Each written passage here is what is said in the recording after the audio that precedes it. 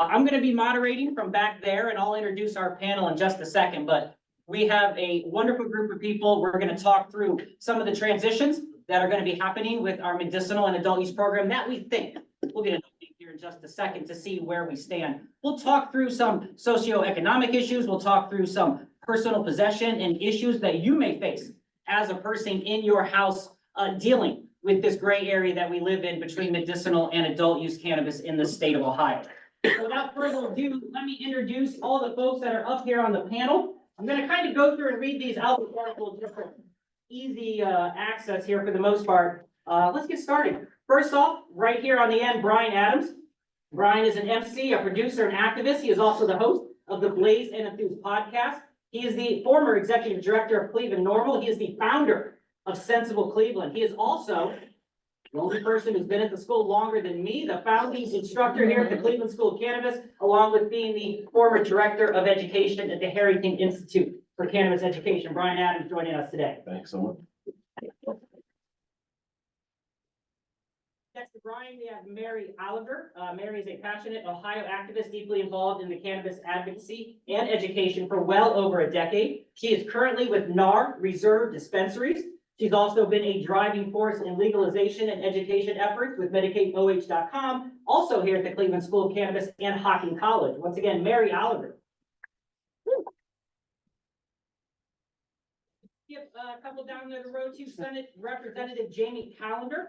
He is serving his third term in the Ohio House of Representatives for the 57th House District. Mr. Callender has a long history of community service and leadership in Lake County. Tremendous accolades for his work ethic and Republican leadership, often recognized for advocacy in various areas, including protecting constitutional rights and education reform. Mr. Callender. Dunkle here, the executive director of Ohio Norml. He has been actively involved in activism of cannabis for over 15 years, currently sitting as a member of the Disability Advisory Council, a patient consultant as well. Once again, Simon Dunkle. We have also Thom Haren joining us today. Thom Haren has been a huge force behind where we sit today with issue 2, as well as other Ohio cannabis legalization efforts, a highly sought after attorney. Really renowned for growing businesses, especially in Ohio, and serving as the executive vice president of the Ohio Hemp Association. Thom Haren. Tom is another T. Tim Johnson. Tim Johnson is a retired law enforcement officer and a veteran of the United States Air Force and the founder of Cannabis Safety First. Tim has been a tremendous advocate for the patient, for consumer rights, criminal justice reform, as well as those legislative amendments for cannabis. Tim Johnson. Farther to your left, Jared Maloof, the CEO of Standard Wellness and the former CFO of PSC Metals. Jared is a well-versed and licensed CPA, seasoned professional, overseeing the majority of business operations of one of Ohio's premier cannabis companies. Jared Maloof.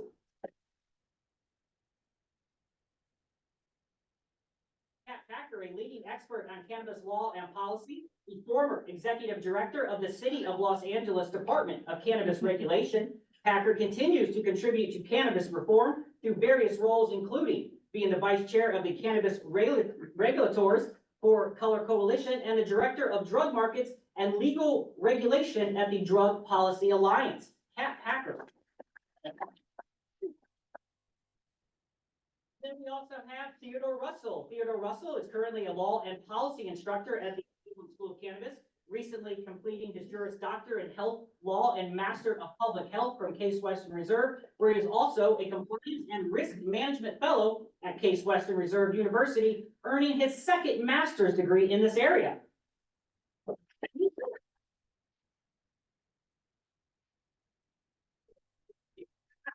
Got an amazing group of people up here to talk through our program today, so I'm very excited to go through that. To get us started then, let's go ahead and just kind of get an overview. Before we dig into the questions that we want to talk about with issue 2, let's turn to Tim Johnson, who's going to give us a brief overview of where we sit right now, with issue 2, with the medical program and our transition to adult use cannabis, and then we'll dig into those details. Go ahead, Tim. All right, thanks, BC. Before I get started, I want to give a special thanks to Thom here. He is the author of the language. He's been doing it for a few years, and he's been very persistent. He's finally come through with the 2.2 million votes that we brought to the polls. We have adult choice marijuana in Ohio now, or adult choice cannabis legalization. And next to him is Rep. Callender. I know they've been introduced, but a big shout out to him as well for House Bill 354, which is the so to say the steering mechanism right now for issue 2, where it's headed, the revisional part of it. So two great people here that have done a lot for getting us where we are today. And I'm sure where I don't talk about it, they'll probably pick up on some of the issue 2 stuff. Issue 2, as it stands right now in Ohio on December 7th, went into full force and effect. It activated the Ohio Revised Code, Chapter 3780, which are the laws of the program. What is happening right now is the 3780 chapter of the Ohio Administrative Code is being created. That's the rules. Those rules are being promulgated currently as some of the license holders and some of the other people in the room probably received a thing from the Department of Commerce about the first step of some of the licenses that are going to go out for dispensaries. And a little bit, they actually touched on the medical program too. But today we want to kind of be focused on what's happening in Ohio with issue 2. So what happened on the 7th of December? Well, outside your home, 2.5 ounces of possession of cannabis per weight, you're good to go. You're free. So also inside your home or in your backyard when it gets warmer, per adult, 6 plants in a house up to 2 adults, which would be 12 plants. Those rules are, the laws are in effect, but as I said, those rules are being created and they will come soon. Outside of that, we also have public consumption. Be very cautious on this at this point in time. We've already received 1 warning from the director of the Division of Cannabis Control, the new control unit in Ohio. We also got rid of the Ohio Board of Pharmacy, bless their souls. So now we go straight to the Department of Commerce, to this division. They got rid of the, or they're going to, it sounds like, they're gonna help get rid of the patient fee to the Board of Pharmacy as a result of eliminating that agency. So it's kind of trying to help and generate and vigorize kind of that the medical cannabis industry again, as the adult steps into it. So as far as consumption has been a big topic. Can we go outside? Can we go to wherever, in the public where they have restaurants, bars, whatever you want to call them, any kind of store? And if they have an outdoor smoking area, can we go out there and smoke it if it's on private property? If they have a liquor license, that's a no-no at this point in time. That is being worked on. I'll let maybe Rep. Callender can talk on that one. So we want to touch base with that. Also, we're as an adult right now, if you're going to consume outside, of course, y'all heard the thing that everybody can purchase now or have possession, but where do they buy it at? Well, there isn't a rule in there that says, or a law that says where they have to buy it at. So, point in case, kind of a little loophole right there. As long as you're on private property and you have the permission, no liquor license, you should be good to go. So those are some of the things, the highlights, as far as issue 2 and where we're actually at right now in Ohio. You'll hear a lot today about, I guess, the progress of it, as far as maybe where some of the language is going, as far as the rulemaking process and how things are happening there. So with that, I'll turn it back over to BC. Does anyone else there have something like to add to just that general overview? We are gonna dig into it, but is there something that we'd like to discuss that anyone knows about issue 2, or should we just go ahead and dig into it? Grab our shovels, we're gonna start digging then. All right, I would be remiss if I did not announce our last minute to the panel. I apologize. Let's give a round of applause for Darnell Brewer, who is a state representative.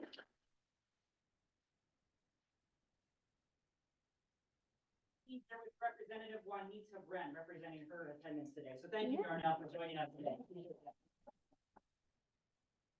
Let's start with this. I think, and Tim kind of alluded to it, and you can feel free to kind of someone start and feel free to piggyback off each other's topics here. But I think one of the things that probably at the first front of most people that are in the medical program is kind of the whens and the wheres, right? Like what's happening now. So we know that we don't know the dates and times, and we know that there's going to be a lot of change coming. So nothing today is concrete, but from your past experiences with this transition from medical to adult use, what can people in Ohio probably expect? What are some things they should be aware of? In particular, let's start product availability, price points, kind of the purchasing effort, and then we'll dig into the background of it. So if anyone would like to get us started, how and what can we expect? Probably in these next 4 or 5 months as we transition from a medicinal state to a state with both medicinal and adult use cannabis.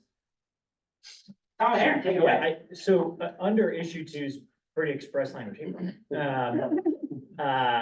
are some timelines set out under Ohio law currently, right? So within 6 months of issue two going into effect, so we're talking first week of June of this year, the state is required, the Department of Commerce is required to make applications available for new adult use licenses. The law also says if they don't act on those applications within 3 months, the applicant can basically take the Department of Commerce to court to try to get an order forcing them to act on those applications. And if you are an existing medical operator, you can actually operate under a temporary adult use license during the pendency of whatever that litigation is. Now, I will tell you, the Department of Commerce knows these deadlines. They are working very hard to promulgate rules to meet these timelines so that we don't have to resort to all of that nonsense and to go to court. So we've heard right from the director of the department, we've heard from superintendent of the DCC, Jim Canepa, that they are intending to make applications available in June and then to issue what are called provisional licenses in September. Folks, we probably will see the first sale of adult use marijuana here in Ohio sometime between September and November, depending on how soon existing dispensaries can pass a final inspection and obtain a certificate of operation. From a product availability standpoint, everything you see in the medical market should be available in the adult use market, in addition to combustible marijuana products, right? Because of course, we know nobody in the medical program is buying flower and smoking it. That would be illegal. So now we're ending that confusion, and we will have products that will represent really what you see in adult use markets throughout the country. And that's really important because those products are already available in an adult use market here in Ohio. It's called the illicit market. And so we have to ensure that our legal operators can compete with the illicit market and also that they can compete with dispensaries in Michigan so that we can bring that revenue back from the state up north and generate new tax revenue here in Ohio. So I know lots of questions. When is this? Why is it taking so long? Well, look, Rome wasn't built in a day, right? We're transitioning into we had a brand new program. We got our feet underneath us, and now we're building another brand new program. And it's going to take a couple of months to get there. But it was really important that we ended the injustice of prohibition on the day that the law went into effect. And now we're just building out the commercial side of the industry. And if I could add to the timeline of things, having been one of the original key employees here for the medical program, working at the botanist / Acreage Holdings, the timeline is fleeting too, right? There may be things that come up that cause, maybe a delay or something like that. So we all have to keep that in mind as well, because, if you remember, and I'll just toot our CSC horn here, the original program for medical had only flower on the shelves from Buckeye Relief. And guess who trimmed that flower, by the way? Students. But seriously, it's going to be some time, folks. Very much want to have some of you focus on your home cultivation abilities at this time. It's actually pretty important to learn how to do for yourself. And that just goes for all agricultural products and medicinal products alike. So just wanted to throw that out there. The timeline is in flux at all times. So don't get set on something happening here or there. That's why I love how you threw that window of September to November, because that's a real window. The program for medical should have been fully operational. It said in the law, should have been fully operational 2016. We didn't open dispensary doors until 2019. I can witness and attest to that. Grandma standing out in the cold, line wrapped around the corner, and I'm a patient as well in this program. So it's very important to expedite it as best we can, because we're not just legalizing adult use or recreational, whatever that means, right? What is recreational anyway? The 420-yard hash dash? Are we talking about the blunt Olympics? What is recreational? Does anybody go to a recreational bar? Does it say recreational on it? I don't understand that word. So what we're doing is expanding medicinal therapeutic access to people who are 21 and older. Whether you believe that or not is up to debate. That's why we're here. Fine. Yeah, I'm interested to find out, how much of the bind over, I guess is a good term, from the medical program for patients, as far as them being able to grow, keeping the fallacy that everybody vapes their marijuana. Are we bound over to that, or with recreational use, do we get the freedom that we should have had with the medical, as far as being able to make my own edibles? And things like that. I mean, because with the maladies that I have, quite frankly, I'm not really feeling beholden to anything for anyone. I'm looking for relief and trying to make my last days as palatable as they can be.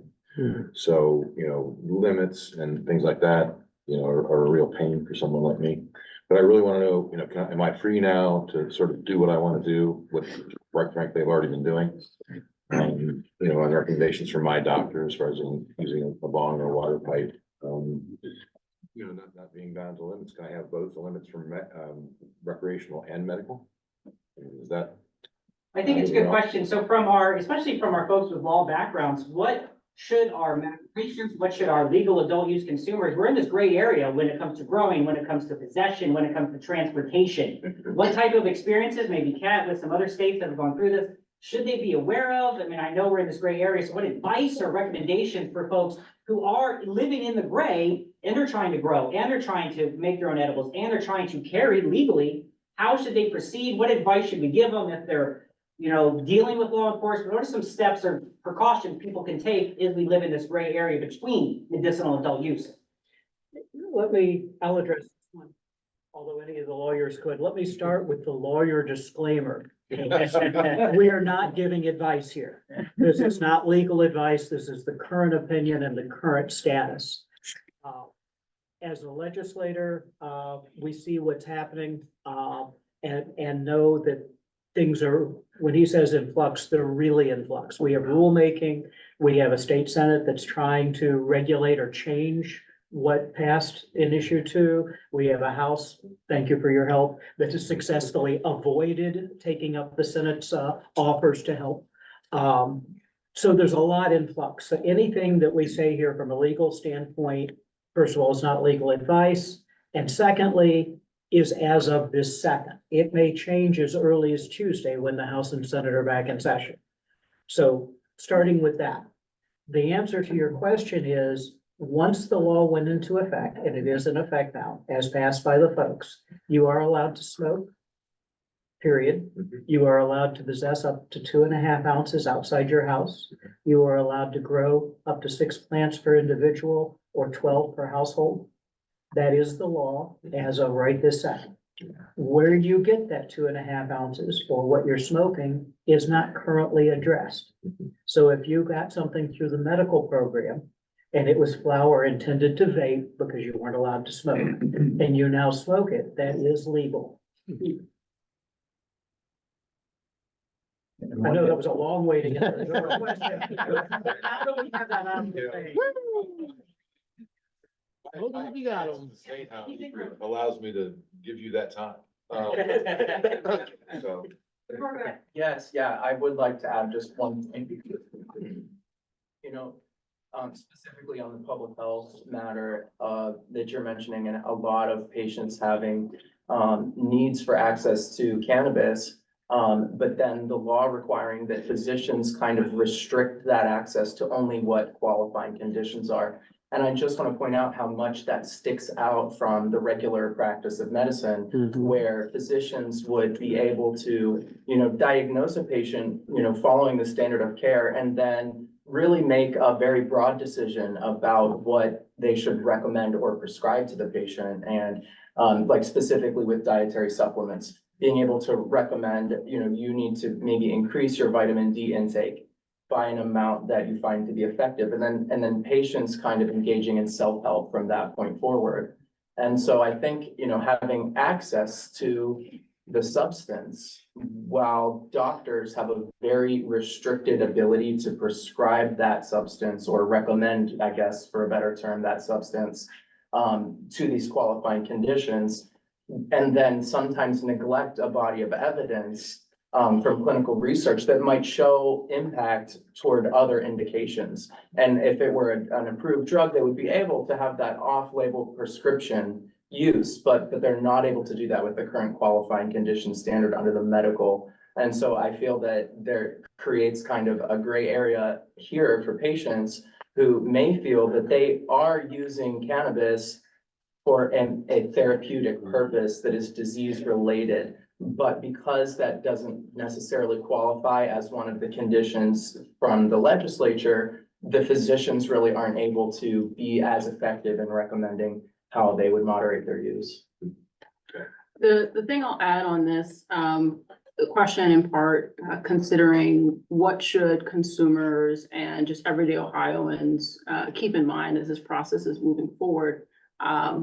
Things are in flux, and I say that in part because this is not the time for folks to sit on their hands and get comfortable. I think that this is a real opportune time for folks to get active. Unfortunately, we could be living in a golden age in a moment where like we're living with the best set of conditions that we might have. And I say that in part because we have rights today that certain Ohio lawmakers have proposed to already take away from us as adult use consumers in Ohio. So for example, issue 2 allowed individuals, adults 21 and older, to share cannabis, to whether passing a joint or I want to gift you a plant.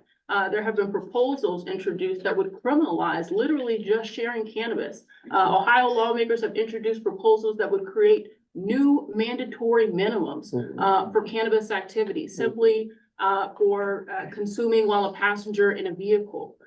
There have been legal protections. Issue 2 gave individuals legal protections around things like health rights or parental rights. Those things have been proposed to be taken away. And so my concern is that while issue 2 had this package of rights, package of protections, we could see with these proposals, these things being scaled away to a point where legalization is somehow more criminal than criminalization. And so what you've heard me say when I'm testifying in front of the legislature is, I don't want to see Ohio move forward with this puff puff police agenda. And I've used this term puff puff police because I really and I'll talk about this throughout today's presentation, but there are just a number of themes that keep coming up that indicate to me that many of the lawmakers here in Ohio, their priority is not with the people. Their priority is with law enforcement. And if we know anything about cannabis criminalization and the larger war on drugs, this is not going to be good for us. And I say this as a collective us, the cannabis community. And so my advice to folks is to stay engaged, stay active, because these things are being chipped away at every day. And folks try to do it real quick, real silently, while folks weren't paying attention. And fortunately, because we had legislatures who were working together and trying to put the brakes on things, folks weren't able to do this overnight. But I think those priorities are still there. I think it's one thing you have to worry about is intent. Because I mean, you can go back to when Governor DeWine went to Colorado and look at his itinerary for who he spoke to, what he did. I don't remember him talking to the Stanleys, Charles Webb, any of that. But it was all regulatory enforcement. How can we put these people in a corner? And I think when the graphic comes up on discrimination, I was surprised that all that was me and it actually happened, but it did. And it's all documented. And it's nuts. So the intent is what I'm worried about, is that at the same time you're giving us the right, your intent is, oh yeah, we'll give it to them, but boy, it's gonna be fun to watch them squirm with the regulatory stuff. And the state agencies turn them down for services and, you know, things happen with employment and housing and all of that. It just, the intent just kind of looks strange to me and has since Dwyne's trip to Colorado. I want to hear from one more of our representatives. Darnell, do you have? I know we heard from Mr. Callender over here. Did you have something to add to that? Well, I just want to echo what the young lady said. This is a perfect opportunity for everyone to have a voice at the table. Especially for communities that look like the one I represent, like me. Make sure we don't criminalize, like you said, something based on the intent. So I'm glad that we have Rep. County who has been working on this issue as well. And working not just with this issue, but before the issue came to the table, to make sure we all at the table. But we do need your voices. There's a perfect opportunity for everyone in this room to start spreading the word and come down and watch what we do. Make sure your voices are heard and at the table, because as we put these recommendations before, we're on different sides of the aisle, but when you guys come together, we can say, hey, this is better for Ohio and not just for our party. So we definitely need everyone at the table with us watching. I was curious too, because we have two representatives from people currently in the industry. So then Jared and Mary, after that, how are you guys preparing for this? How are you thinking, living in the gray? You are a business, you are selling, working with patients, but now preparing for adult use at the same time, and living in this gray must be difficult on your business as well. So Jared and then Mary, if you could talk a little bit about how maybe people who are already currently in the plant touching business, what their thoughts are as we live in this gray area. Absolutely. Before I get to that though, I want to add that we all owe Thom Haren a great debt of gratitude for getting this over the finish line.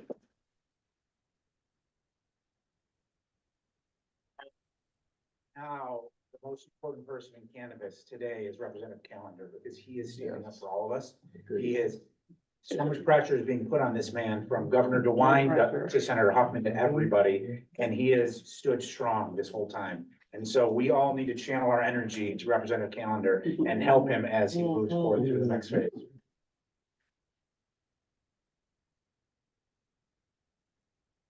So as far as how we're preparing, we're hoping to add new stores, and there's 120 places to purchase cannabis right now. That's far too few. So many people will be denied access if we don't get stores open quickly. So we're really pushing to try to get the department, and they're working very hard, as Thom said, they're working extremely hard. Try to get the department to help us move along getting the dispensaries open, the ones that we need. We're hoping to, add employees and hire people. It's a little bit challenging when you don't know the exact timeline on which it will get implemented, but we are opening the doors and we're bringing people in. And as for me at Nar Reserve, my job is mainly to just keep educating the staff. I have to keep an eye on all the regulations that are going on. Every article that comes out, I am gathering information and spreading it to all the staff members at Nar Reserve Columbus, because we have tons of patients coming in every single day asking, can I buy adult use today? Do I have to have a card? What's happening with issue 2? Am I allowed to grow? Are they cutting the concentrates down to 50%? All these questions. So for me, on the dispensary side, us preparing is just keeping an eye on the law, making sure that everyone from the bud tenders to the investors of the business know what's going on, so that they can participate in the public commentary that's going on right now, or whatever they may need to do to gear up for the adult use market, because I'm sure most dispensaries are getting ready for it. And we're just all waiting for those regulations to know how much staff we need to bring in and what we need to prepare for. It is gonna be a huge influx of consumers, right? Both on a medicinal level as well as an adult use when we come forward, which is gonna be an influx of human beings who are consuming cannabis. On a protection level, when people are thinking about getting jobs and then trying to consume the plant, when people are thinking about an issue we deal with now in Ohio, carrying a weapon and then trying to possess cannabis, when we're thinking about that, what type of, and maybe to some of our politicians on there or legal experts, not advice, clearly, but maybe a good opinion when it comes to that area. How should people, or what are we thinking about the regular folks who are out there trying to medicate or trying to use this plant in a responsible manner, that are going to maybe be denied jobs, that are going to maybe be denied public housing, maybe be denied disability checks? I know we have some issues with that. Well, have we built in those protections, or with those areas, what are we thinking when it comes to the protections of consumers going forward in that area? Go ahead, Sam. Let me start with that, BC, from a street perspective, and then they can get into it in the courts, okay? And it kind of touches on the last question at hand. Realize that just because chapter 3780 of the revised code has been created, and thanks to all your votes, we still have chapter 2925 in the Ohio revised code. It's very active about criminal drugs, OBIs, possession of drugs, et cetera, okay? So the gray area here is license holders, they have a state certificate, they're protected, they're in a state program. If you go outside of the program rules, if, you know, you may be considered, as far as a consumer, you don't have a license or an identification if you get in the judicial system to say, oh, no, I was operating in the medical or in the adult program, such as what Simon asked, you know, is he or is he not? That's that gray area. So for consumers on the streets and, you know, personal cultivators and so forth, 21 and over, remember that still applies. So just kind of be respectful, be cautious as we move forward, as a lot of it said. I know Kat spoke on it. I believe she testified on it as well. But those are things, you know, keep in mind, pass along, and as Mary brought up, a lot of the stuff that's out there, we'll get off of this. I believe it's House Bill 86 was actually a liquor bill. I believe the cannabis revision and the hemp revision that came with that probably be redacted, and the liquor part will probably go to, of course. And get that on the street. But, you know, so look at that, because I get a lot of stuff all the time. Well, House Bill 86 said this. No, we're going with what Tom's created here, what you have voted in, what the legislators are help guide and responsibly trying to keep it intact. So just keep that in mind. And we have Dora, can't we have Cora? I think part of the reality that I want folks to keep in mind, particularly consumers, is that you can still be legally discriminated against for your cannabis use, right? Make no mistake. I think issue 2 put some protections in place that are already proposals from the legislature that would try and remove some of those protections. But even if issue 2 weren't touched, talking about it today, you can still be discriminated against as a cannabis user, whether it's in housing, education, and employment. And I think that this is another one of these things where, and thank you, Tom, for, you know, getting us where we are, but now we need to go further. I think that instead of just protecting what we've got, we also need to try and push and gain new protections for cannabis consumers. I really don't want to see this legalization effort be regressive. One of the things that I've seen proposed, for example, issue 2 already allowed for landlords to make their own policies on whether or not you can consume. Well, there was a proposal and one of the bills that had been introduced that would not only allow the landlord to evict you, but you're also going to get a criminal penalty from the police. It's like, okay, it's one thing, it's enough for you to be evicted. Why do we need to have this additional criminal penalty on top of it? And so I say that again to say, get active, make sure that folks are advocating, but I think that we need to extend this pressure campaign, because I don't think that it's just yours to hold. I think that we need to be able to hold our entire government accountable for this, and I'd like to see the industry play a role in this as well.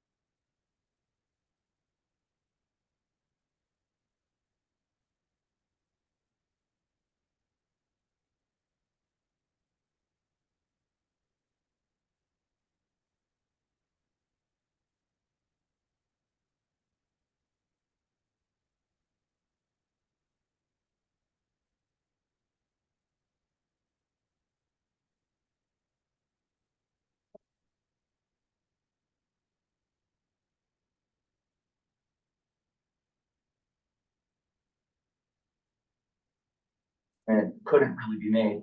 However, with the federal government currently investigating to reschedule, possibly Schedule 3, then it will be possible to have, legally at the federal level, medical applications for cannabis. And when that does happen, I would hope that under the Affordable Care Act or under the Civil Rights Act, or even under HIPAA, that there would be some kind of privacy protections that apply at the federal level and protect individuals in states regardless of the legalization recreationally or medically, or no legalization at all. That could at least be protected healthcare information that would add a level of insulation from, subpoenas or from, police investigation, things like that, at least in the healthcare context in those states. That's kind of my thoughts, but as far as the community, the research shows that the community of cannabis users, whether that is recreational or medical, do not really care that much about the evidence of efficacy, meaning how well does the drug achieve the purpose for which it is advertised to achieve, reducing anxiety or reducing insomnia or what have you. They don't care what that evidence really says, but they care heavily about safety, product safety and reliability of the claims of the product. And so I think that when we're thinking about how to protect communities, what the communities are telling us is that safety and ensuring that the products are actually safe and that the marketplace is safe for business professionals, for everyone. I think that's really the population level concern. I'd like to respond to the question about what's industry doing. As part of industry, I would say that we passed the medical law several years ago, and we passed with everybody's help, we passed the adult use law. I've spoken in front of the Senate a few times, and I've had agents of the Board of Pharmacy parked outside of my house for weeks at a time. So, and I'm an activist. So like, I think that we have a lot to be proud of with the industry leaders that have blazed the path thus far. Yeah, I will echo that as well. And BC, to one of your questions, what should consumers be doing now? Continue to renew your medical cards. Continue to buy products through the legal market where it is tested, right? Where it's reliable, it's consistent, to support and also support the companies that are out there that are advocating for consumers, who are advocating for patients, so that we can create, a real meaningful adult use program here in the state of Ohio. But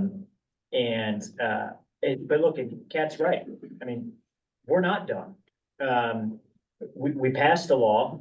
That law now has to get implemented, but we always have to keep looking at how we can make it better, right? The criminal justice side of this issue cannot be ignored. I won't bore everybody with all of the legal nuances as to why we could and couldn't include certain things within the ballot language itself. But, you have to take the world as you find it. And so guys, Ohio's a red state. And we legalized marijuana with 57% of the vote in a red Trump state. Like, that's a huge signal to Republicans down in Columbus as to where the voters are on this issue. And so now we have to leverage that success to continue to improve the law and to make sure that we're not forgetting about consumers. We're not forgetting about the criminal justice aspect. So continue to stay involved as we continue to sort of have those fights down in the legislature. Could you guys bring that graphic back up that makes me a poster child of discrimination? Graphic coming up here on the screen that Thank Nicole you. had shared. Yeah, I mean, if you look at that thin wheel of love, it includes insurance, healthcare, emergency services. I was denied EMS transportation because I was a medical patient. What? Yeah, in Toledo, November 18th of 21. Housing, National Church residents actually asked me to counsel other patients in the community because they couldn't.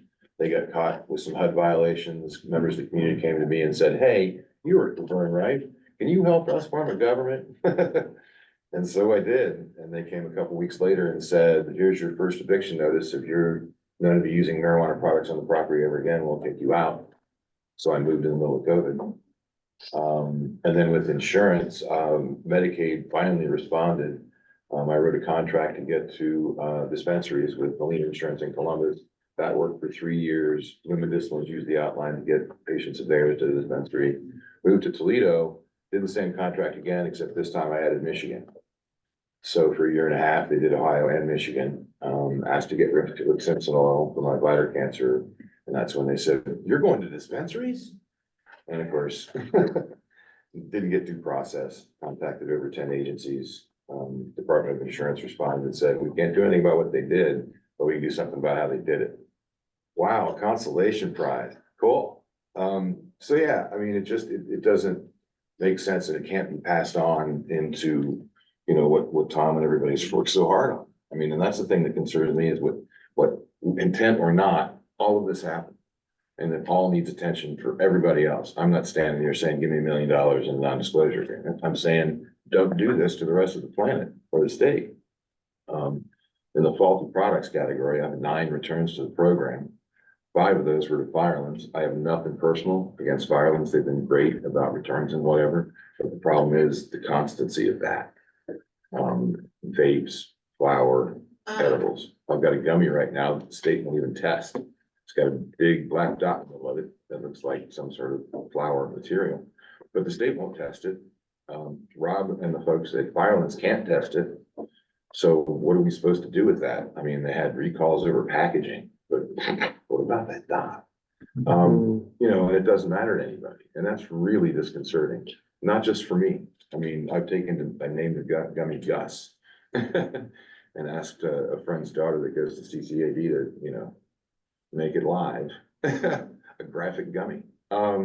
Just because it needs attention. I'm not trying to get any advantage on anybody, other than just say, we can't move this forward onto the whole population of the state. We gotta stop right now and say, okay, code of ethics, standards of practice. What are we gonna do? How do we enforce this? How do we make it so that we can work back and forth and say, okay, there's a problem with this, let's test it, whether it's red flagging themselves or coordinating with patients or consumers, but it needs to get, you know, more intense, and it needs to be a friendly interaction instead of sort of an adversarial. We can't talk about that. We're trying to do too much to move forward with what we have, which is what I finally got violence, because I said, let's go, you know, to the governor or the legislature together and say, we've got to correct these things. And the response was no.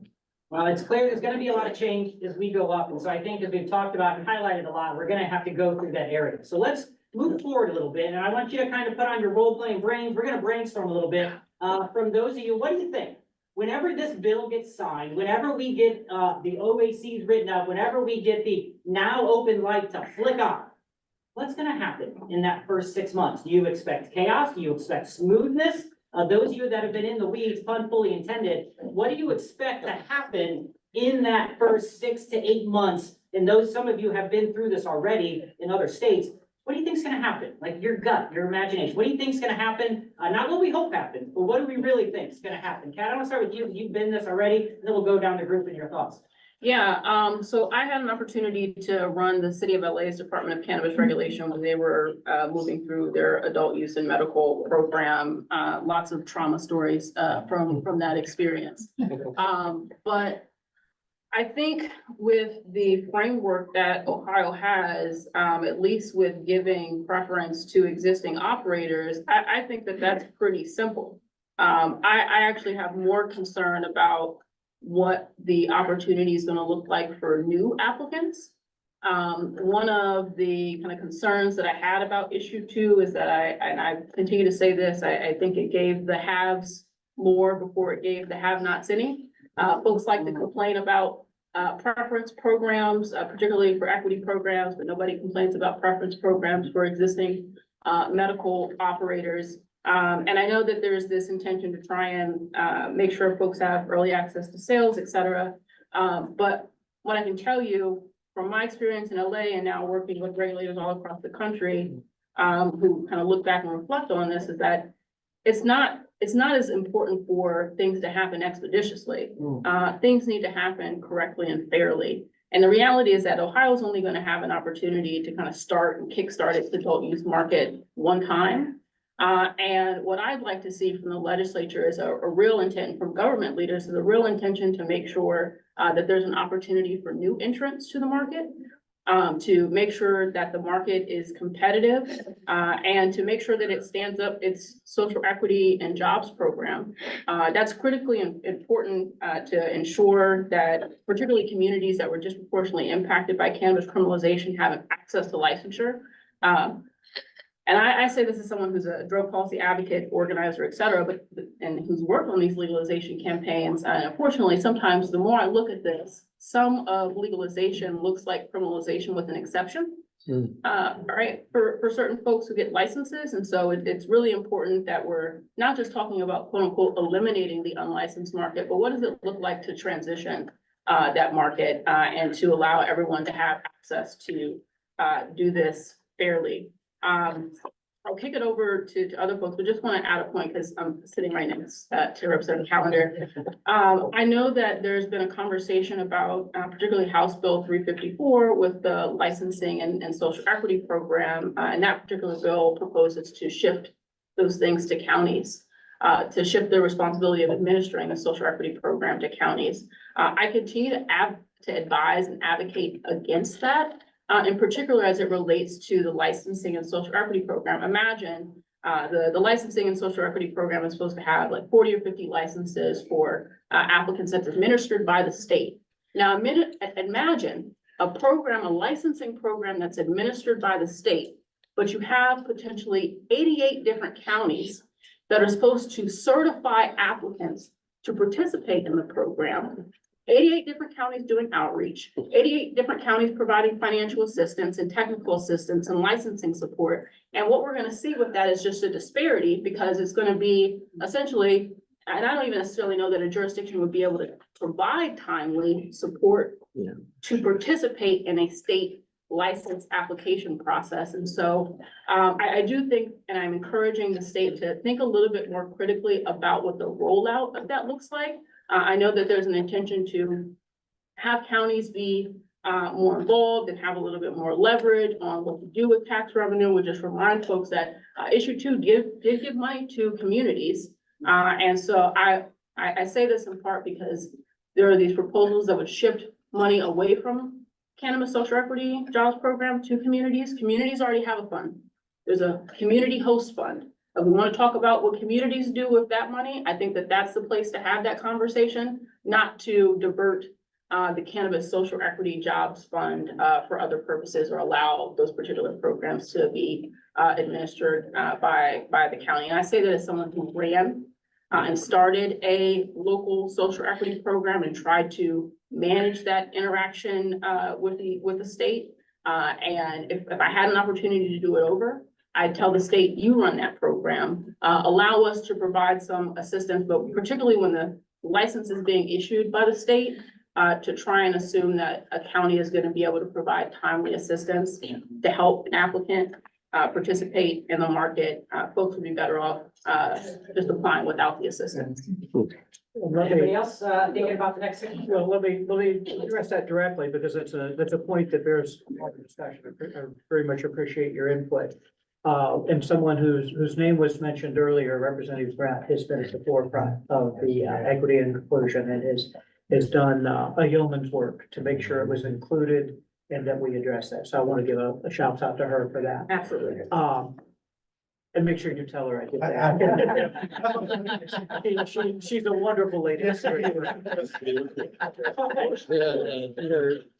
But in politics, being of different parties, you don't always hear back the nice things the other party said about you. So what's going on in Columbus? And I don't know if this is later in the agenda and I'm getting ahead or not, but so when issue 2 passed, there was an immediate knee-jerk reaction among politicians, go figure, to try to control, for lack of a better word, what's happening. Now, I've been advocating for adult use. I had an adult use bill 5 years ago, 3 years ago, and this year. So luckily, in the House, folks turned to me and said, well, gosh, Jamie, you've got a ponytail and you've been working the industry. Tell us how this is going to work. You trust me. The Senate didn't have the benefit of that kind of advice. In fact, they did the same thing, but in reverse. Jamie, you've got a ponytail. Why would we listen to you? You go to Grateful Dead concerts every other weekend. It's just not, you know, you're not the one we want to take political advice from. It was the VW microbus that got their attention. It was, well, yeah, the week in Mexico with, Dead Company last week. But, so the Senate immediately, and with the governor's strong support, put out language that really changed some of the fundamental elements of issue 2. Now, issue 2 is an initiated statute. A statute can be changed by the legislature. So to an earlier point about advocacy, advocacy doesn't end now. It doesn't end once you're able to go someplace and purchase and use, because the revised code can be revised any day, any year. So that advocacy needs to continue. The way you guys and a lot of folks at this table, and I see people out there that attended the House Finance Committees, that testified, that have talked to legislators, do not stop that advocacy. That advocacy, those finance hearings, is why we don't have bad legislation already. I can only fight. I'm kind of a minority within my party with my position on this. So the Senate has issued language. They said what they needed to do. The governor supported that, and it had to be done before the end of the year, before the bill went into effect or the world went in. Had to. Had to. Yeah. It absolutely had to. So the question earlier about what happens the day it goes into effect, we've already passed that date, and the answer was nothing. Not one darn thing. Sky's still up there too. It appears to be. It appears to be. On the sky today. All I know is that in some areas it's skunk mating season, but other than that, there's been, so we cleared the first hurdle, and part of that, what gave the House the ability, our chamber, the ability to not act, was the fact that we had you all advocating professionally, articulately, and with data and real life anecdotes to back up what you were saying, the real life stories, the issues in other states.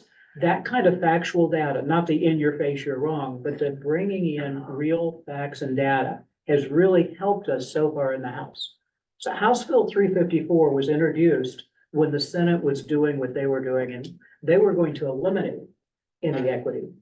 They were going to increase taxes significantly. They were going to change where the taxes went to. They were going to limit the number of plants you could home grow. There's about a dozen things in there that were, to me, unacceptable. I assumed to everyone in this room unacceptable. But there was a fear within our chamber that there was a will to do the same thing the Senate was doing. So we were looking for something to lessen the impact of that. But because of the folks in this room and others that are hopefully watching online and others that we talk to, we were able to do nothing. Which was really a good thing for us to do, and I'm enjoying doing nothing. I know that sounds unusual, but let's ask our politicians to do nothing. Yeah. I want to say it was the most ineffective legislature in 70 years, so I think they got the. And I'm proud of it. Because the people did something, and quite frankly, the will of the people shows the will of the people more than a legislative vote, right? That's my thought. So, but as we move forward, the pressure, you mentioned the pressure that's on, there is an intense amount of pressure coming from the governor, from certain advocates that are not with us, from some of the law enforcement entities, from the Senate, who feels a little bit spanked, maybe. That the world didn't end like they said it would. They've lost some credibility on this issue. And they're upset that the House kind of adopted the tagline that we are the people's house and we're gonna listen to the will of the people. But we need to keep hearing the will of the people and be reminded of that. So some of the things that are in 354 were in there because it was a compromise draft, because we thought we needed to act by the end of the year last year. So some of the things that you've expressed that are problematic, but in the normal course of legislation, there's some compromises that have to be made to keep the really bad stuff away. The areas we refuse to compromise on, just so you know, we're home grow and having some kind of equity and inclusion program. Those are two things the Senate took out, and again, I'll thank Representative Brett for her advocacy, you for your advocacy in that. But as a chamber, we have said no, that the people voted on that. That was a fundamental part of issue 2. 6 plants, 12 per household was a fundamental part of issue 2. We are not backing away from either of those.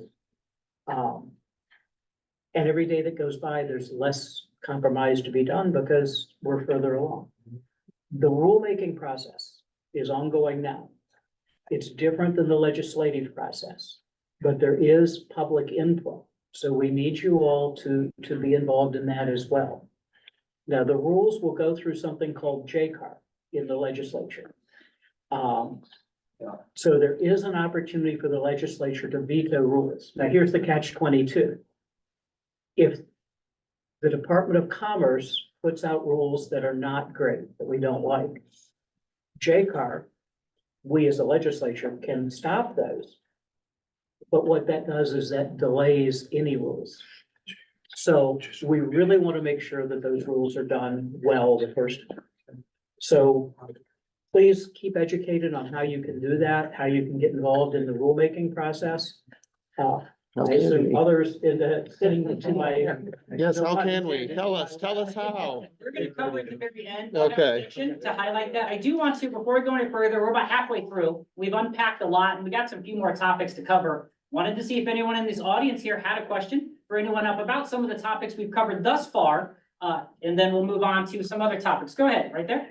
While we have legislators here that are addressing some big questions, we have had for decades a 99-gram decrim in the state of Ohio. So you're allowed to make rules. Rules can be adding to those, not just taking away. So you do have, I mean, I'm sure will come in rulemaking. You know, that's a toss-up, but we have to get back to what we've had at least for decades, the 99 grams. Now, in some cities, a lot of my friends from Sensible Movement Coalition have decrimmed up to 199 grams. Thank you, Brian. Yes, a big.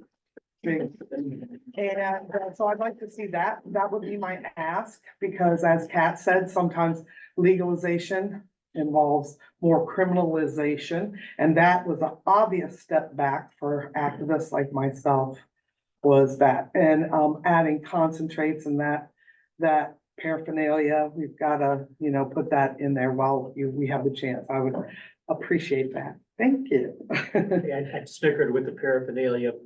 I'll tell you a story offline about wine hitters and Governor DeWine. Story I'd like to hear, Jim. Yeah, come on. Let's go ahead. Yeah, story time. The after hours. So, any other questions? Go ahead, right there. I have a question, that people ask me all the time, never know how to answer. It's about delivery. Nothing that's in the bill has been about delivery, and it seems very inconvenient, especially in a world where you can get any of your drugs delivered to your house, if you get a pharmacy or anything like that. Seems silly not to have that on the radar and not in any of the discussions, and I just wanna know, where do we stand on that? Yeah, so under the statute, the Department of Commerce is charged with promulgating rules so that dispensaries can make deliveries to consumers once those rules are finalized. What about delivery service that's a separate entity from those dispensaries or cultivators? The language of issue 2 requires the deliveries to be made by dispensaries. Okay. However, we do have, even within the medical program, even though product has to go from cultivator to processor, processor to dispensary, or cultivator to processor, there are some companies that do come in and subcontract with those licensees. And then their drivers end up getting, you know, badged as employees of those licensees. So there are opportunities for folks to come in on a sort of contract basis. You talking about delivery? I think you kind of touched on it. Delivery from the dispenser, the private To the company. Like an ancillary service. Delivery. Right, Yeah. yes. That's kind of real technical. I'm gonna speak from what I know is that you're not necessarily working for the licensee, as he said, so now you're independent. I don't see that language in there anywhere, and it may be something we'll have to entertain, if not now, later, during criminal justice. Yeah. And other jurisdictions do have standalone delivery licenses that are separate and apart from the retail facility. And so this may be an opportunity as the legislature continues to revise the code to look at adding new license types. I've encouraged folks to also consider the on-site consumption license as a license type in Ohio. I mean, is there a way that literally like DoorDash and Uber Eats, can they deliver this stuff? Is that gonna, I mean, is that We don't gonna want those happen? Like, Yeah, what's yeah, supposed to she now? said. Like, No. Yeah. Bezos out. do we expect that to happen? Do we have that in control, or do we, like, when you're thinking of writing these rules, do you expect everyone to be in line, or what are we gonna do when they start to test and push those boundaries as people are apt to do? Yeah, I think a lot of that will be addressed in rulemaking from the department. Excellent. Any other questions? We got a bunch here. Let's go in the black guy right there. Lenny, go ahead. Two-part question. When you touched on the consumption, how is that going to be structured? I get a lot of calls from business owners saying, hey, I own a private facility. I'm gonna have this DOB type of scenario here. Can people or patients bring their product in and have a party, right? Second question was with the licenses, those 50 licenses, are those for license holders that currently hold a license or new applicants? So, Go ahead, no, please, go ahead. they're definitely new licenses, to answer your second question first. And then in terms of the consumption, I'd be interested in what other folks think. But I think that there's some room right now, where, private facilities may be able to allow for consumption. Now, there's different types of laws in the book around like, smoking indoors or being able to smoke in places of employment, et cetera. Is that right? That's all right, fact check? Yeah, that's right. That's right. Okay, and apparently liquor license holders also are explicitly prohibited from allowing that activity. But I think in this moment right now, there's some permissibility because they're silence. But there may be proposals to actually narrow where that can happen. For example, there's a proposal that would narrow consumption so that it could only take place in a private home where they're not a child in their home, et cetera. So I think if folks are interested in having these types of facilities, it's going to require intentional advocacy. Yeah, that's right. Thank you. Question about social equity licensing.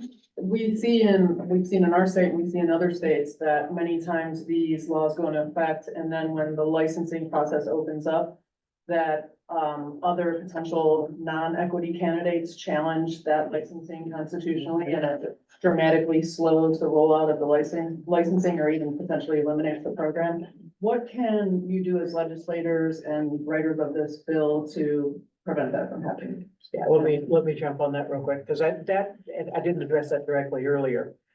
When we were working with other legislators, when we thought we were going to have a compromise to get something done, that didn't eliminate the program, that was an area that the majority of legislators come from districts that are not favorable towards the equity inclusion. And that was one of the reasons we did look at the county by county. It helped us to get votes and support from fellow members to not eliminate the program the way the Senate wanted to. So hopefully we don't have to do that, but that was one way that in our initial discussions, it has flaws, but it was a way to not have it eliminated when there was at one point a majority of votes in both the House and Senate that would like to have gotten rid of, eliminated, even though people voted on it, eliminated that requirement. I just want to add, and I recognize there's a kind of a nuance here, and I do appreciate that House Bill 354 didn't eliminate it outright. But there is a mechanism under House Bill 354 where that money could be eliminated, because House Bill 354 allows the money that issue 2 said was exclusively supposed to be used for social equity purposes to be used for, and I quote, any other purpose, including economic development, social development, and arts. And so that's like if I have a kid and I tell them you can only spend your money on food, and then they go talk to someone else and say you can spend it on anything else. Well, that means that they may not spend any of that money on food. And I think you're giving some of your colleagues in some of the counties, kind of the benefit of the doubt when you say that they don't favor the equity program. It's probably more accurate to say that these are the very counties that were perpetuating inequity.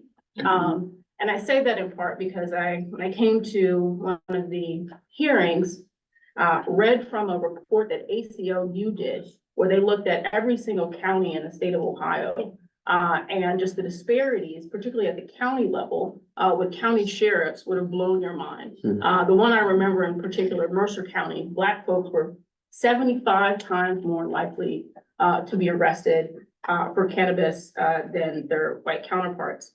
I think there's been a lot of, intentional misinformation campaigns around some of these social equity programs where folks try and paint them as being kind of ripe for lawsuits. In reality, a lot of these lawsuits and litigation around social equity programs center around the fact that these equity programs include residency requirements.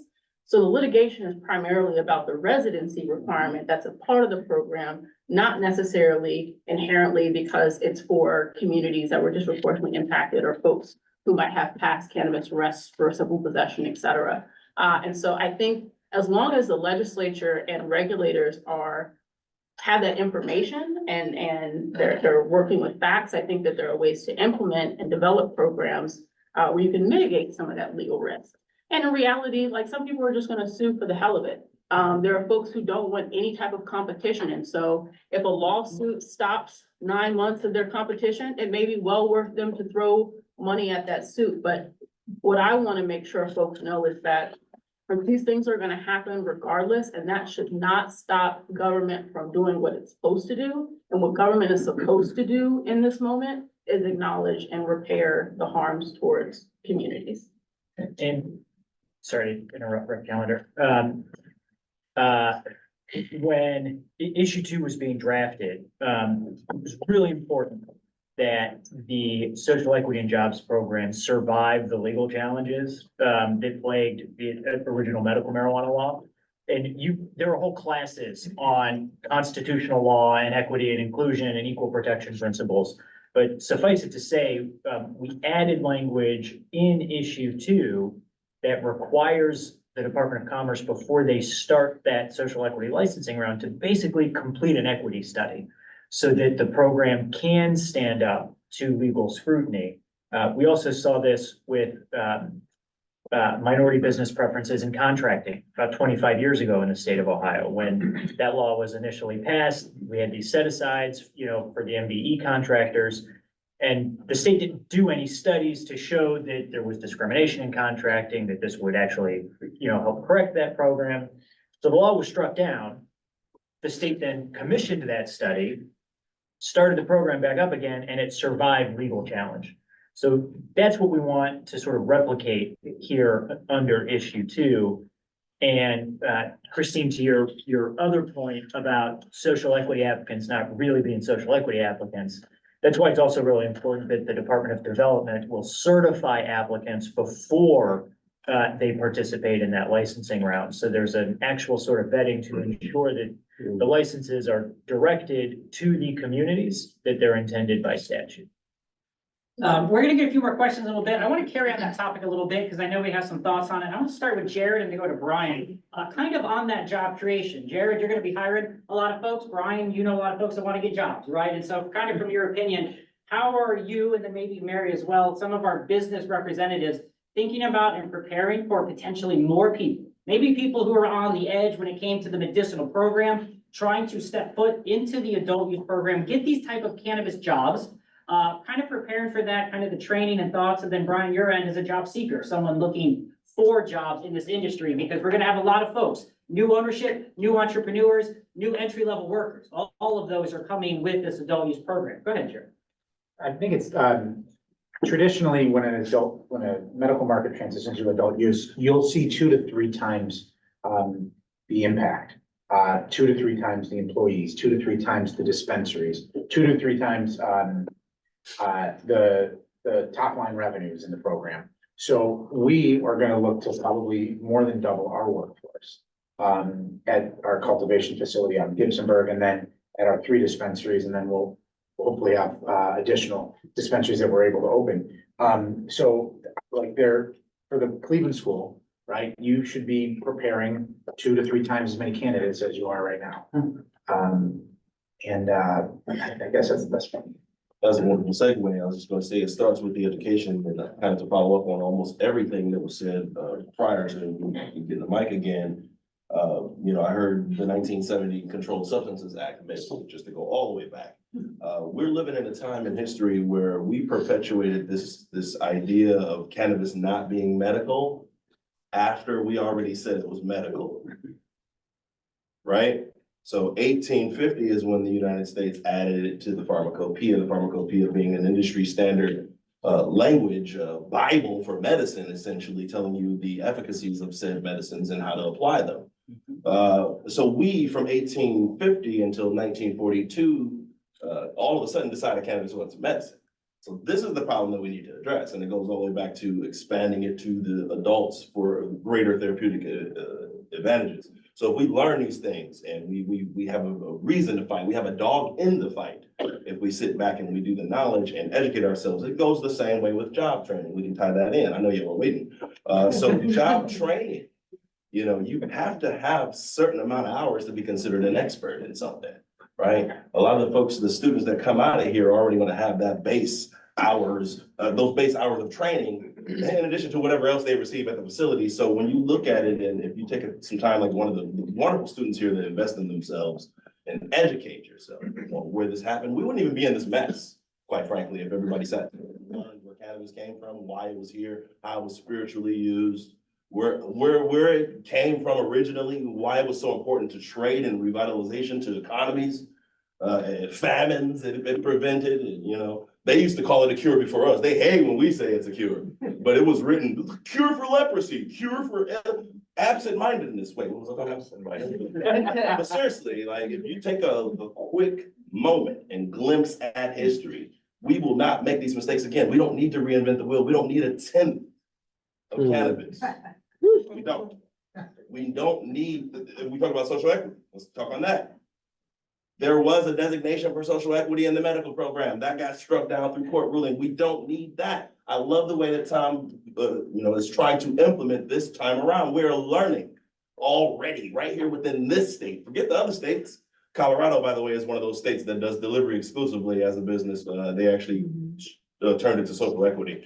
But we don't need to do something new just to make it ours. That's what a lot of legislators like to do. They want to make it theirs. Well, why didn't you all make it yours when we needed you to? Right. When we were actually out there petitioning and registering people for voting and educating and having people walk 1,000 graduates from the Cleveland School of Cannabis walk the stage with that ammunition, right? Where were you then? Right? Where's our grant money? Oh, the federal distinction, that's right. Cannabis is so federally illegal that we can't do anything else humanely about the things that we all experience in life. I got 2 kids at home. I wish I would try to take mine. Try. Took mine. Try. They're gonna have to try harder for me. I'm trying to tell you that right now, all right? And I'm trying to grow my plants too. Yes, sir. Sorry to interject, but this is my education piece and I gotta talk on this. Because we just got off of social equity and I can't believe we got off of social equity without talking jobs, as if they were 2 separate entities, right? So Jared, as a licensed owner, right?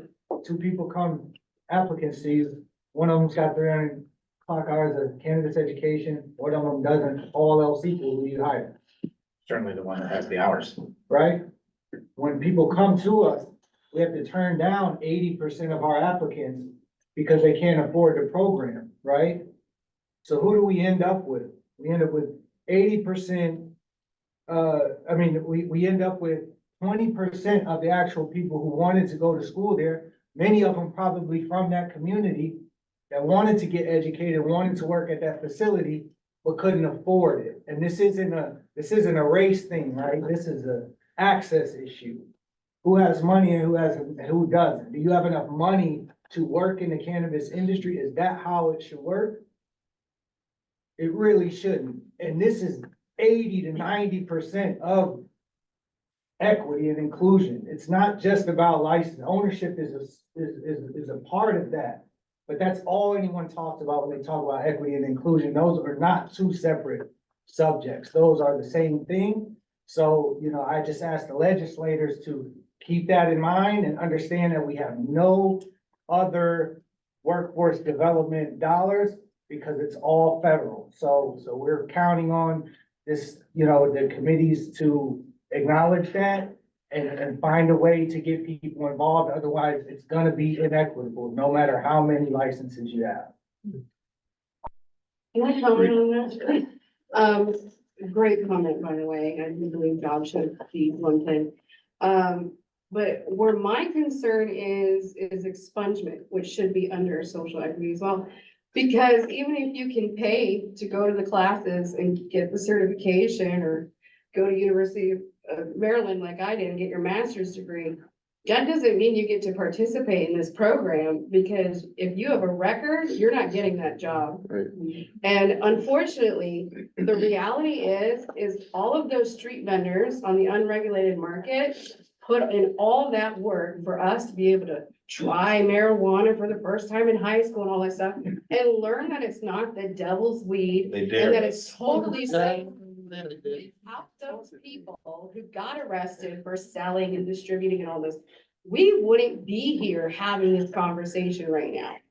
They brought it to the street, we bought it, we learned it wasn't what our parents told us was, and it made us wake up and get more politically involved, and we've evolved this landscape. So when we're talking about jobs and all that, we also need to make sure we're doing our best to bring those people who have been hurt and locked up back into the program where they belong, because we wouldn't be here without them. And I just add to that separation has to go away between who the legal sellers are versus the illegal sellers. First of all, like you said, getting people involved who've been in, you know, in the streets or the legacy market, whatever you want to call it, that's gonna be your competition. If you don't get them involved in the first place from a licensee standpoint, it makes sense. And it's not just getting your communities involved, but they know the product as well. And, you know, they have people who are loyal to them. A lot of people don't go to the dispensaries because they don't trust them. They trust the person they've been buying weed from for the last 10 years. So let's try to break down that wall, get everybody on the same page and get that momentum moving in the same direction. And I think that's a big point in social equity that needs to be addressed. I think it's a big, and I want to turn to some other folks that maybe have some opinions on this. It's a big part of understanding. It's a big part of not just making sure people understand educationally about particular offenses, but law enforcement, how to understand someone who has it in their possession, to not go immediately to the arrest card and do that.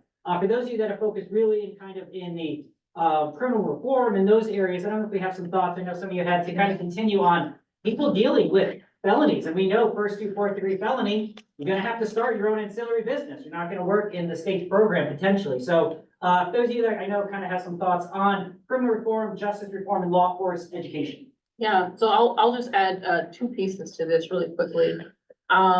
One, just to kind of provide some clarity, because I think particularly in House Bill 86, there were lawmakers who were trying to make it seem like folks were doing something on expungement, and I just want to provide some clarity. There was a bill that was passed about a year and a half ago, or maybe even longer, AB 288, that allowed individuals to have their records expunged for up to 200 grams for cannabis. And so House Bill 86, which would only allow for folks to have their records of 2.5 ounces, which is about 70 grams, is another one of these areas where we're regressing.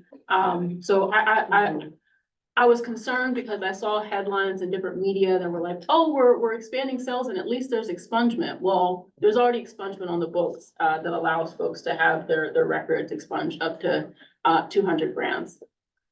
Around this criminal justice reform, I know that there's a real need to make sure there's expungement, and we're kind of looking back to make sure folks with past criminal records are able to participate in economic opportunity. Just want to add, we have to expand these expungements and pardons so that they go beyond things like simple possession. We are talking about an industry that is manufacturing, selling, cultivating, doing the most, and then we only have these expungement provisions that are available for possession. And so I think that we're gonna do things fairly. We need to at least make sure that there are provisions so that those folks can have their records expunged at some point as well. The last piece around this enforcement conversation is that I have real concern about the fact that both proposals would dedicate a significant amount of money to law enforcement. Guess how much money issue 2 dedicated to law enforcement explicitly? Not a single cent. Not a single cent. Guess how much money House Bill 86 would dedicate to law enforcement? $233 million annually. Guess how much money House Bill 354 would dedicate to law enforcement? About $130 million annually. Now, my concern in part is that this funding is going to criminalize and exacerbate, create some of the very same harms that Ohio voters were trying to address. I mean, even the expungement money goes to the attorney generals, is going to the cops. The safe driver money is going to the cops. There's a drug enforcement and drug enforcement fund. We had folks say that the #1 priority should be building new jails. I don't know about you, but I know that there's a real concern about, what is it gonna take to move folks from the unlicensed market to the licensed market? I can tell you one thing that's gonna keep me in the unlicensed market, knowing that every dollar that I spend in the licensed market is going to the cops. If every single time I spend $1, it's going to the cops, I know exactly who I'm gonna be buying my cannabis from, and it's not gonna be the licensed market. And so my concern here is that the budget is huge. There are $1 billion that Ohio has to spend on different things. Find some other money. You wanna fund cops, you wanna fund law enforcement, find some other money. This is our money, folks. These issue $2, they belong to us. They belong to our communities. We voted, I know you said that issue 2 was unambiguous with 6 and 12. It was also very unambiguous with 0. $0 to law enforcement. My concern, again, if we see money going back to law enforcement, those same types of disparities that I was talking to you about with ACLU, that's what we're gearing up for. Well, and Tim, we had a conversation not long ago about the fact that, Mr. Yost just got, what was it, $1 billion for law enforcement? It was about the last 3 years. Well, it's not for law enforcement, but it was lawsuit money from Big Pharma. So it's about $1 billion he collected. So how much funding did law enforcement need in the state of Yeah, Ohio? They got $0 of that. I mean, it just is, yeah. How many law enforcement agencies have come forward and asked the House or the Senate or any regulators for money? How many, For issue 2. how many law enforcement agencies have come forward and asked We for money? have, just from my I did office. that. Zero. Actually, no, Zero. we have, my office has received, and I believe it's an accurate number, 400 separate requests for the funds from the issue 2 funds. And they range from drug sniffing dog retraining to more DARE officers. Where have they To been during all this process, though? They've never Writing once letters to me. testified. Yeah, not barely. But they have opposing issue 2. Right. But it's incredible, the number of emergencies that they have to have funding, because this passed. To the point where I'm being kind of sarcastic with them when they call and ask. If I get a call from someone that looks like it's an agency, I didn't realize we had 400 separate law enforcement agencies now. And I think sometimes the same agency has 2 different divisions asking for funding for things. But but they have been asking. Just say And- no. Just say no. Just say no. We got a couple more questions from the audience. Well, We're gonna do a couple more things, and then we'll get going. Let's go in the back, Randy, and then we'll gentlemen up front here. Go ahead. Yeah, I appreciate everybody's time coming out tonight and or today and checking us all out. We appreciate it. My question is, or I guess statement would be, with the criminal or the police force and all that, the money that goes towards it, I personally work with a few commercial facilities here in Ohio, Michigan, a few other places. One of them was just robbed for $50,000. Their van was robbed at gunpoint and they were taken from. So what do you guys suggest personally for people that are trying to get in the industry that are either distributing or selling for themselves or whatever it might be to keep themselves at bay and keeps themselves safe? Personally, one of them being police force. If the police force had been more responsive, if they weren't so drawn out, possibly could have been prevented. And that leads me to my next question. A lot of places, a lot of people don't trust in the dispensaries, or don't trust in the people, or they don't want to. So where do they go for as if they're trying to cultivate for themselves? Is it legal to buy cuttings from a dispensary, or is it legal to buy from a provider? Say I want to start a nursery. Say I want to start a breeding program. I want to have my own seeds I develop. I want to have my own my own in-house genetics where I can supply my local facilities, the farmers, the cultivators. To be honest, there's a lot of my grandfather's friends, my aunts, uncles, none of them trust the dispensaries. They want to turn to somebody, some good old boy, some farmer, somebody that's been in the community where they can say, hey, I trust you, supply me with the cuttings I need, supply me with the product. How does all of that work for somebody that wants to get into a breeding program or somebody that wants to sell cuttings as well? But also at the same time, how do we go about protecting ourselves if we're not turning it over to law enforcement and we're not allowed to carry firearms because of the felonies? How do we go about protecting ourselves as distributors, as cultivators, as clone people, as somebody that's selling cuttings? How do I supply my own, my own outsourced police force? Or should I rely on the city where the money is then taken from me via tax dollar and reapplied? Should I pay for my own, or should I allow the tax dollar that I've just been taxed from to be applied in the correct vicinity? You know what I'm saying? Like, how does one go about that? What do you guys suggest? I'll touch on that real quick. As far as first I'll give you, this is a joke. You could hire the local police department under special duty, transport that for you. Which they have, I have seen before, That can't happen, yeah. But they have done, I just don't know. That comes down to a division within or an ancillary company that has proper safety and security training and procedures and protocols for transporting, be it the product or cash. Now, remember, this industry, as I always say when I train, is life over leaf. Our lives are more important than the leaf. So we got, and Ohio is one of the most secured states as far as cannabis, facilities there is in the nation. To get into something's very difficult. I don't want to go into all that, but no, you touch on a very important part there, but it comes down to that individual company. What kind of training are they doing? What kind of personnel are they hiring? Are they licensed by the state? What's their backgrounds and so forth? So a lot of that is going to fall out of that. The other part you're talking about, as far as not trusting dispensaries, I gotta say that it's kind of about image. And I think that has to do with this whole industry, the whole community. We have to present, these guys have talked on it, everybody has. We have to present an image as a family, as a community to get things done.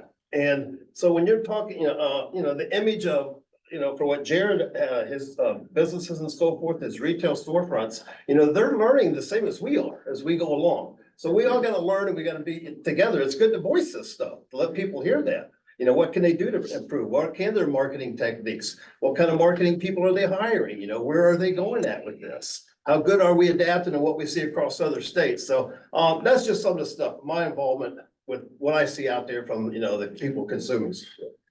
We have a bunch of questions, but we're gonna kind of put a pin on that for a minute, just if you want to get through the rest of this. Yeah, go Real quick, ahead. sorry, No, go ahead. you asked about cuttings. Christine's gonna be giving away cuttings of lilac diesel after today. Yeah. I need two. If I could tell you that just real quick. Go ahead, Representative. Yeah, there is a real question on that legally about, seeds, about cuttings, about gifting plants, and someone did the research for ABC News. Morgan Trow was the reporter who did a real nice report. You can find it online. Again, I'm not giving legal advice, but according to her, and she spoke with federal agents, she spoke with, I think, FBI, she spoke with FDA, she spoke with all kinds of folks and got interviews, that seeds in cuttings that do not contain THC yet are perfectly legal to transport and to mail through the US mail. So you can go to magazines and find seeds. You can get cuttings. Now, whether a dispensary or a grow site in Ohio is allowed to sell them might be a different question. So what are those distributed under? Because I know in Ohio, they have laws against just cultivating hemp. No can just fire up a hemp grow. Now federally you can't, but I believe in the state of Ohio you can't without. a Seeds are permit. federally. Seeds are Federally sort of legal. novelty purpose, as my understanding, but as for cuttings, since they fall under the hemp bill, doesn't Ohio regulate the hemp bill? I've had cuts sent to me recently that were denied through the postal service, so it's still very Well, gray there's right probably gonna be a lot of nuances, so I think as a whole, like, there's a lot of stuff to be worked out. I think that's part of the reason we're here, but we got two things we gotta make sure we cover before we get these folks out. I wanna talk through how we can make change, right? We just got a question right at the end. We got two things. I gotta get these folks out of here at 4 o'clock. You guys as well. I'm sure some of these folks will be around afterwards to answer some questions individually. We may even have time at the end, but just through the group, we have a lot of problems. We have a lot of things that are of concern to the people in the audience, to the people watching live. We have a lot of concerns from you folks. But the biggest question is, what do we do now? We can't sit here, and I really appreciate the conversation, but there's a lot more folks out there, right? There's a lot more folks that are gonna be interested from you folks. And we got some information on screen, those who watching at home, some of the organizations. What can we do? What can they do? What can they do at home to help make change? And then after that, let's go through each of you. I'd like to give you a few moments for a closing thought, and then we'll kind of wrap up and get to some questions afterwards. So those of you who have had, especially our representatives and such, how can we, the normal everyday consumer who just wants to medicate or consume adult use cannabis, how can we help? How can we make change? Again, I said it earlier, I'll say it again, be there, give real stories to the legislators. The two of us and a few others might have some exposure to the sector in the past, but 90% of our colleagues do not. I've had members say that they don't know anybody that's ever touched marijuana, and they believed it when they said it. Meanwhile, we're sitting in the room with 7 staffers and me, and I know damn well that every one of them was at a bluegrass concert tonight. So it's education, and let them know that not everybody that smokes has a ponytail. Only I could, Jamie. Yeah, no shit. I really, it covers the bald spot, but it's, that it's normal people that have legitimate uses. One of the stories I tell to them is simply, blood sugar in our society today is exacerbated by alcohol use. Mhm. What if someone wants to go and let loose and really just kind of relax and tone down? Cannabis is much safer and much healthier than alcohol. And quite frankly, you don't see the medical issues with like alcohol poisoning when you're talking cannabis. So legitimate stories, personal stories, talk to them. Don't go in and get angry and be angry with them, but go in and tell your story. Tell them why you are a user, or tell them why your friend is a user. Show up at our hearings.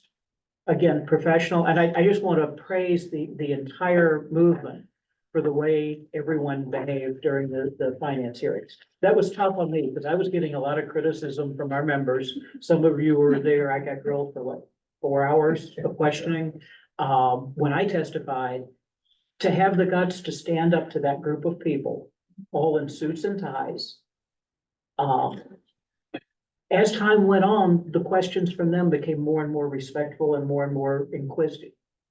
I think they want to do the right thing. They are just so misled by the war on drugs and the just say no and the old Nancy Reagan stuff, that they think they are doing the right thing. So continue to advocate, continue to educate, continue to politely and professionally let them know what's wrong with some of the proposals and why they're a bad idea. And it doesn't end once we get through implementation. It's going to continue on for a long time. I know there's probably a lot of thoughts, but we are gonna run out of time soon. So I want to start with Brian, and maybe as part of this, you could include some responses to Mr. Callender. Let's just go down the road, Brian, all the way down to the end, Darnell, and just give your kind of closing thoughts, closing opinions as we sat here. Once again, I appreciate everyone's here. I'm sure You're gonna have some questions. I bet some of these folks will stay around and answer some of those individually, but we do have a bit of a time crunch here. Brian, go ahead, kind of closing thoughts, and we'll go all the way down the row, and so we, Sure. go for it. Well, this type of thing is what we need. More people show up and we have this many people in the room every time with collective thought that is, similar. We can get things changed. This is what we need all the time. People screaming it from the rooftops, politely, of course. We have a primary election coming up, folks, a presidential primary, March 19th. I'd advise you all to get registered to vote or check your status because it's gonna be a very important one, especially to the legal apparatus of everything that's happening right now. So part of my closing thoughts is that, the polls will be open from 6:30 a.m. to 7:30 p.m. on March 19th, but important dates, right from the website itself, February 20th is the deadline to register to vote. That is a very important date. So if you want to vote in the primary election, which is a crucial election, make sure you're registered to vote, all right? And join the movement. There were several links shown on the previous slide. There are calls to action, right? So there are already talking points put together for you by the fine folks at Norml and National Norml, Ohio Norml, also Marijuana Policy Project. So these links here, these are all hyperlinked for you to be able to put together some language and talk to your representative. I want everybody to take some homework tonight. And before you leave here, go to one of these links. You can even type those words out verbatim and they'll take you right to the link. Go to one of those links and educate yourself on how to talk to your representatives and who your representatives are. Maybe some of you don't even know that. You'll talk to the people who are talking the talk with you. Cannabis Voter Project, just really quickly on there, that's a very important one because that one shows you where your representatives stand on cannabis law. And Mr. Callender, you are very highly rated on there, I must add. Yeah. Yes, and I just wanna hop off of what Representative Callender was talking about. Showing up is so important, even if you're just watching on the Ohio channel at home. Get those servers overloaded. Let them know that we're watching, we're paying attention, and we care, right? Be a seat, be a person in a chair in the room during these hearings, even if you're not testifying, show up, be there. If you can't do it in person, orally, because you're nervous or whatever, that's fine. Submit a written testimony. I submit plenty because I'm usually too busy to come in for the hearings, so they do get read. And reaching out to legislators on the committees that are trying to pass these bills, letting them know how you feel via email, phone call, letter. Go down to the State House and knock on their door and ask their receptionist if you can have a meeting with them.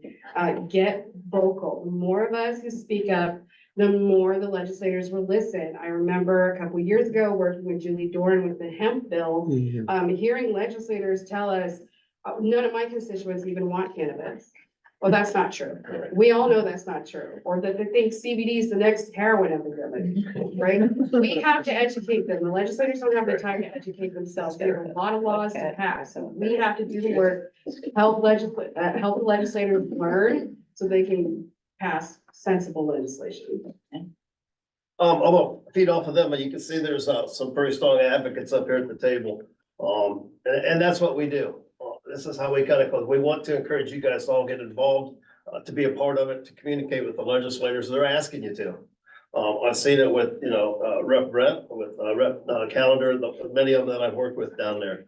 Darnell, I'll get to know you before this is over. The door's not always closed. But aside from what Brian showed up here and what, as far as how to get a hold of the state, how do you get a hold of your legislators? There's several ways you can get a hold. There's one master link. You guys want to write it down real quick? It's legislature.ohio.gov.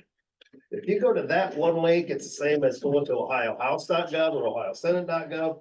You can go on there, you can track Callender under his JCAR committee that he controls. You can track bills, you can track language. Those are things that you want to go in there and be a part of. And as they've said, everybody is, a nice polite email to your legislators, a phone call with a follow-up is something that, it gets into their head. And that's what they're looking for, some kind of input from the people that they represent. And remember, that's your house. They're working for us. We're working with them. This is how this goes. And so the more the feed they get, the more they know what to do with and move forward. Yeah, I'll say two things. One, I'm gonna echo what I think everybody here has said, and that is continue to stay engaged on this issue. But also remember when you're talking with policymakers, whether it's a state, local, or federal level, not everybody is as evolved on this issue as the folks in this room. So you have to meet people where you find them, right? I think a lot of pushback we get on adult use marijuana or cannabis policy generally is just the result of not understanding the issue. It's a result of not having the education, not being familiar.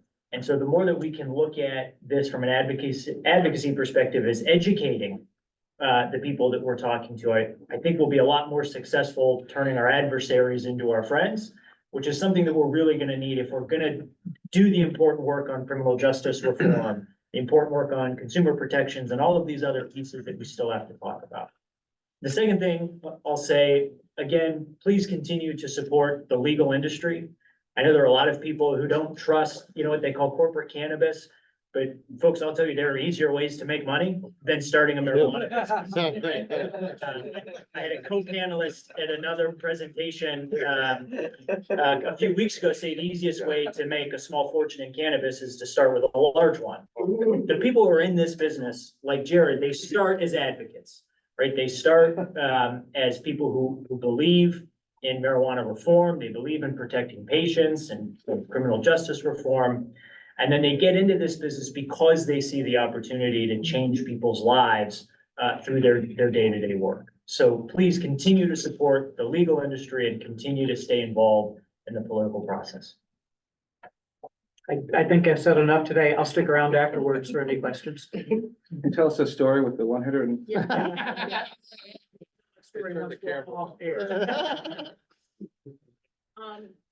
I would encourage folks to stay involved, to make sure that they're engaging with their respective policymakers, and also just to connect with other advocates and organize. I think with the last set of hearings, while I think everyone did a great job, I think folks were coming at this from 15 different angles. And I recognize that there are different positions and perspectives on this. But I can probably look on both sides of the table and say that there's probably 80% of the stuff that we agree on. And that's what we should be bringing to the legislature as a package, at least moving forward with the things that we do agree on. We can live to fight another battle when we're not being criminalized by things like mandatory minimums, right? And so I would say not only get involved, but get connected with other folks who are involved. And I just plug to continue to ask the folks who are in the industry to show up for your rights as an individual and patient. I think everybody needs to remember that it's not just the legislature that you need to lobby. Because we have situations like Findlay, Ohio and Hancock County that came out last week and said, hey, it was 53 to 47, we voted against it. It doesn't work that way. It's not a county referendum, it's a state referendum. So, when you see that kind of thing, write a letter, send an email, doesn't take long, but they need to know we're out here at that level. So that this kind of thing can stop, so that, Centerville can't back out and Kettering can't back out. And I'm not sure how we can work that with the legislature, but it seems kind of ridiculous that they're out there swinging the anti-cannabis thing that heavy now when we've legalized it. And they're just trying to, secede from the state, basically.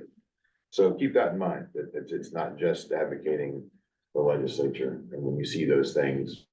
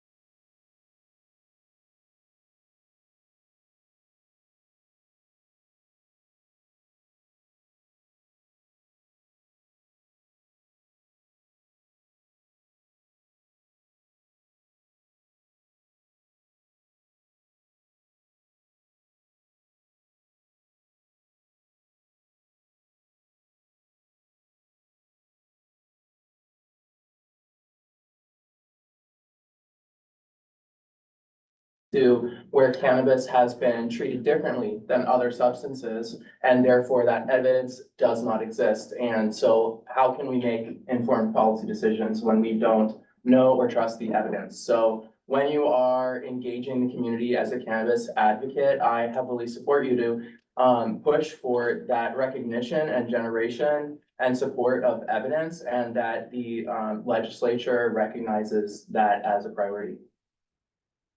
I would say I am the perfect example of how reaching out to a legislator is very important. Rep. Brent, who could not be here, this is an issue that was very important to her.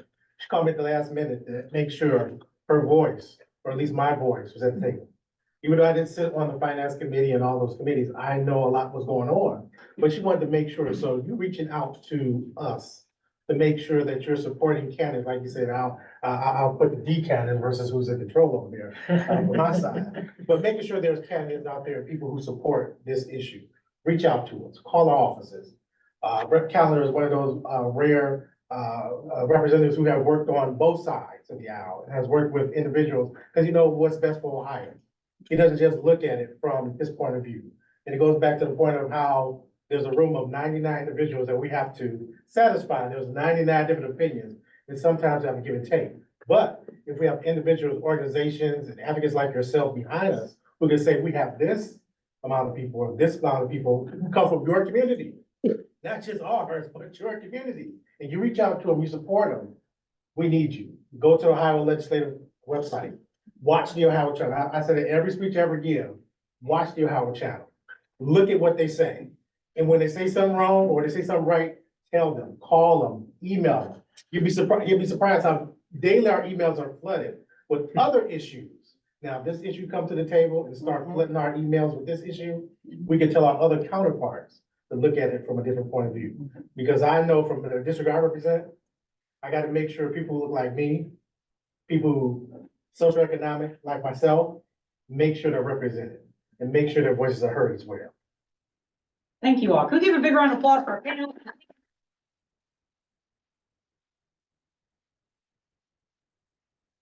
Yeah, thank